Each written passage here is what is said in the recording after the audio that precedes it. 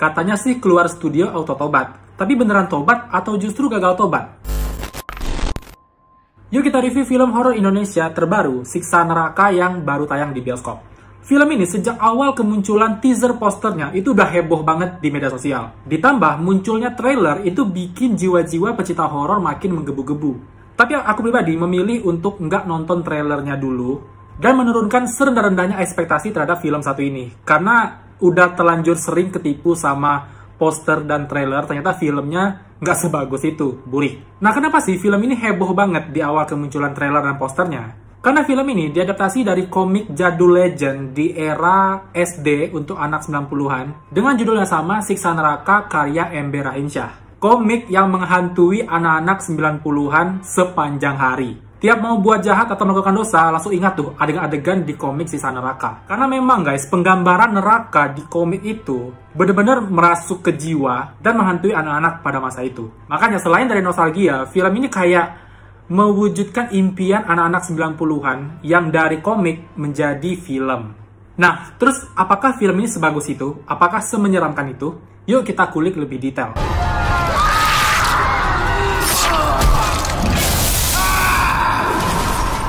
Oke guys, aku lupa bilang kalau film ini mengandung banyak spoiler. Jadi untuk teman-teman yang nggak mau kena spoil, bisa simpan dulu video ini. Dan setelah kalian nonton di bioskop, kalian boleh balik lagi ke sini untuk diskusi bareng-bareng. Film ini berkisah tentang satu keluarga yang punya 4 anak. Soleh, Fajar, Tias, dan Azizah. Dimana bapak mereka Ustadz Syakir itu adalah ustadz dengan didikan yang keras ke anak-anaknya dan juga merupakan ustadz terpandang di desa itu. Si paling ahli agama lah pokoknya. Saking kerasnya ilmu agamanya, dia ini tega nyakitin anaknya sendiri hanya karena mendapatkan nilai yang jelek dari hasil ujiannya. Jadi anak-anaknya ini kebanyakan dilarang oleh bapaknya karena yang dosa-dosa tadi itu. Karena nggak mau kehidupan di dunia ini mengantarkan mereka ke neraka. Nah, suatu hari 4 anak ini mengalami insiden yang merenggut nyawa mereka. Dan mereka semua tersadar dalam sebuah dunia yang sangat mengerikan.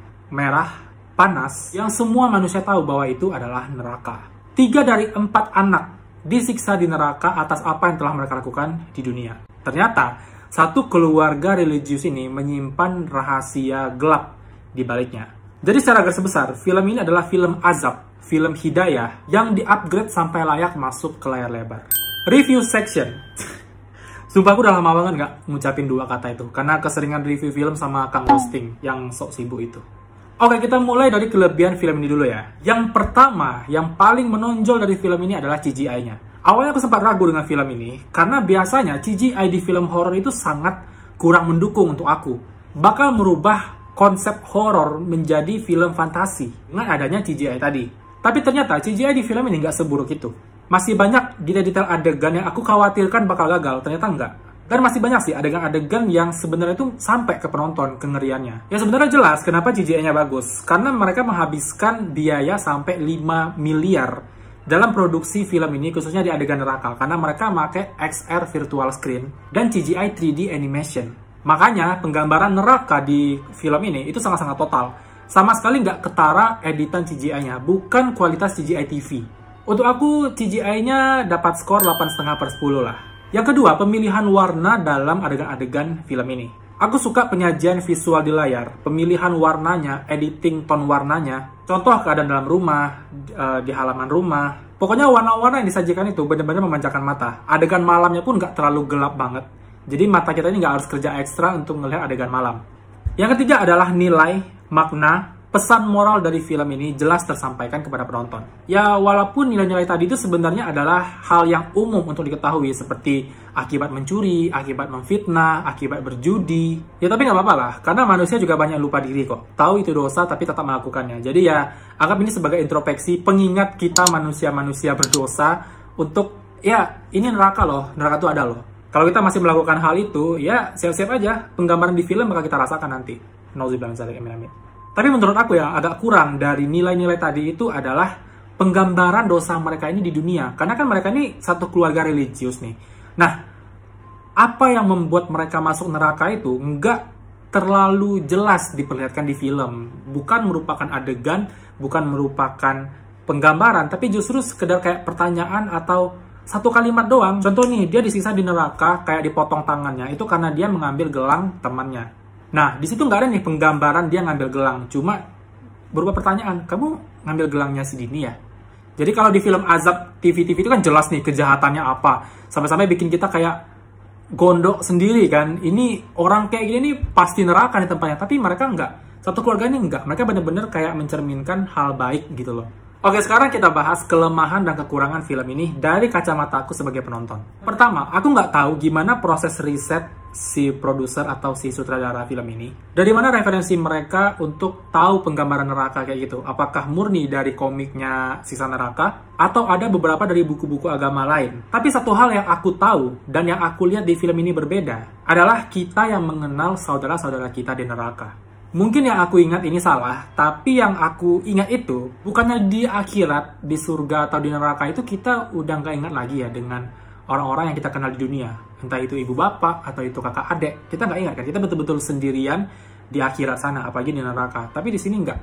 Digambarkan kalau 3 kakak beradik, 3 dari 4 anak ini yang masuk neraka dan disiksa, itu masih saling mengenal dan bahkan berusaha saling membantu. Lebih tepatnya si abang sih yang mau membantu adik-adiknya yang disiksa. Jadi kesannya bukan lagi ada dalam neraka, tapi kayak dalam game bertahan hidup gitu loh. Itu satu. Yang kedua, mungkin aja benar, tapi aku baru tahu kalau di neraka itu yang menyiksa kita adalah dosa kita sendiri di dunia. Dengan kata lain, dosa-dosa yang kita perbuat di dunia adalah algojo yang akan menyiksa kita di neraka. Dan aku baru tahu penggambaran itu dari film ini. Karena yang aku tahu ya, nantinya di neraka itu, semua manusia ini akan disiksa oleh malaikat Zabaniyah. Malaikat Zabaniyah ini bertugas menyiksa penghuni neraka dan mereka berjumlah 19. Koreksi kalau aku salah, please jangan dihujat, peace out. Yang ketiga, ada satu poin cerita yang sejak awal udah cukup mengganggu untuk aku karena terkesan kayak maksa banget gak sih? Yaitu penyebab 4 anak ini mengalami insiden dan akhirnya meninggoy dan masuk neraka. Mereka maksa jalan kaki di tengah hujan deras melintasi sungai yang besar. Aku udah bilang ini spoiler ya, jangan salahkan aku kalau misalnya kalian ke spoil. Ya, mereka nyebrang sungai di hujan deras yang semua orang tahu bakal beresiko banjir bandang. Mereka nekat melakukan itu hanya untuk mengantar adiknya perform karena dia ada kayak ikut lomba nyanyi gitu. Maksudnya gini loh, serius lu mau perform dengan baju yang basah kuyup gitu? Agak maksa sih menurut aku. Yang keempat, adegan memandikan jenazah. Aku nggak tahu apakah mereka lupa atau gimana kalau layar bioskop itu segede gaban yang setiap detail ekspresi itu bakal kelihatan jelas. Dan jenazah yang sedang dimandikan itu matanya masih berkedut dan hidungnya masih kembang kempis. Yes, si mayat masih hidup mbak, om, atu. Menurut aku kurang proper actingnya di adegan-adegan itu. Yang kelima, film ini kurang memuaskan untuk aku karena adegan-adegan neraka yang jujur itu keren banget. Dan bisa membuat semua penonton terdiam waktu adegan itu. Dan merasakan bergedi ngeri juga. Kalau aku sih khususnya di adegan makan-memakan ya itu kayak berasa banget enaknya. Bukan enak sih, jijiknya. Tapi ternyata di film ini justru adegan ibu menangis itu lebih banyak daripada adegan siksa di nerakanya. Adegan menangis di film ini justru merubah konsep film horor yang harusnya mengerikan menjadi lebih ke drama FTV, sinetron TV. Gak jauh beda dengan film azab-azab yang ada di Indosiar. Bedanya, ini lebih berbudget dan CGI-nya sangat oke. Adegan nangis lebih banyak daripada adegan neraka. Sehingga waktu habis film, respon aku tuh kayak, udah, gitu doang. Dan aku sumpah benci banget adegan nangis si bapak. Bapak nggak usah acting nangis lah, tolong. Sangat tidak merasuk dan sangat mengganggu. Tapi overall, film ini masih layak untuk ditonton. Apalagi para orang tua, menurut aku harus banget sih bawa anaknya untuk nonton film ini. Supaya lebih ke doktrin di mereka gitu. Oh, kalau kalian berbuat kayak gini, ini loh akibatnya. Tapi ya kembali lagi, sayangnya tadi itu nggak dijelaskan, nggak diperlihatkan dengan jelas adegan-adegan kejahatan mereka, adegan-adegan dosa mereka, kayak mencuri, memfitnah, mata jelalatan ke cewek, membohongi orang tua, itu nggak terlalu diperlihatkan dengan jelas. Jadi harus dijelaskan dulu nih ke anak, kalau misalnya kalian bawa anak nonton. Penggambaran nerakanya oke banget, seperti aku bilang tadi. Dapat banget vibes mengerikannya.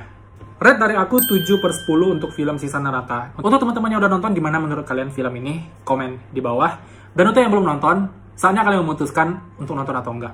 Tapi aku sarankan teman-teman yang punya anak, ya mungkin yang udah paham film lah, nggak apa-apa, bawa aja anak kalian, itu lebih bagus. Supaya lebih jelas ke mereka, kayak gini loh penggambaran neraka, semengerikan ini loh penggambaran neraka, biar mereka takut bikin dosa.